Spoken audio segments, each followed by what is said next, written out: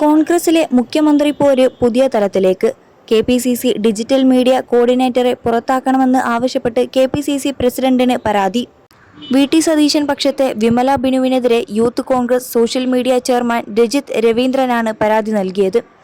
മുതിർന്ന നേതാക്കളെ അവഹേളിക്കാൻ വിമല ബിനു നിർദ്ദേശിച്ചെന്നാണ് ആരോപണം ഉയരുന്നത്.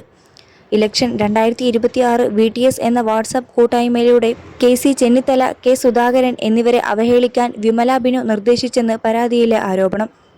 VT സതീശന്റെ പേര് ദുരുപയോഗം ചെയ്തെന്നും പരാതിയിൽ പറയുന്നു. സംഘപരിവാർ പശ്ചാത്തലമുള്ളയാൾ ഡിജിറ്റൽ മീഡിയ ചുമതലയിൽ എത്തിയതിനെക്കുറിച്ച് അന്വേഷിക്കണമെന്നും പരാതിയിൽ ആവശ്യമുണ്ട്. ഹൈക്കമാൻഡ് കർശനമായി വിലക്കിയിട്ടും സംസ്ഥാന കോൺഗ്രസിൽ മുഖ്യമന്ത്രി കസേരയ്ക്കായുള്ള ചരടുവലി ശക്തമായി തുടരുകയാണ്. KC വേണുഗോപാലിന് പിന്തുണ നൽകുന്ന യുവ നേതൃനിരയിലെ മാത്യു കുഴൽനാടൻ MLA ദില്ലിയിൽ അദ്ദേഹവുമായി കൂടിക്കാഴ്ച നടത്തി. KC വേണുഗോപാലിന്റെ പേരിൽ അദ്ദേഹത്തിന്റെ അനുയായിയായ കോൺഗ്രസ് തൃശൂർ മുൻ ജില്ലാ vice president advocate CM Anilkumar പാലക്കാട്ടെ കൈപ്പത്തി പ്രതിഷ്ഠയുള്ള ഹേമാംബിക ക്ഷേത്രത്തിൽ കളഭം കൊണ്ട് തുലാഭാരത്തിന് നടത്താമെന്ന് നേർന്നിരിക്കുകയാണ്.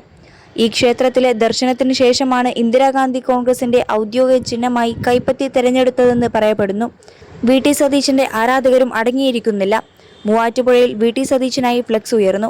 21 ലക്ഷത്തോളം സന്തുഷ്ടരായ ഉപഭോക്താക്കളും 2 ലക്ഷത്തോളം തിമിര ശസ്ത്രക്രിയകളും പൂർത്തിയാക്കിയ മലബാറിലെ ഏക കണ്ണാശുപത്രി Al Salama high hospital road, Perinthalmanna.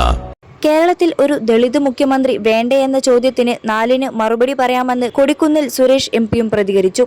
മുഖ്യമന്ത്രി ചർച്ചയ്ക്ക് വളമൊരുക്കുന്ന ഒരു സാഹചര്യവും പാടില്ലെന്ന ഹൈക്കമാൻഡിന്റെയും KPCCയുടെയും നിർദ്ദേശങ്ങൾക്ക് പുല്ലുവിലയാണ് സംസ്ഥാനത്ത് കോൺഗ്രസിലുള്ളത്.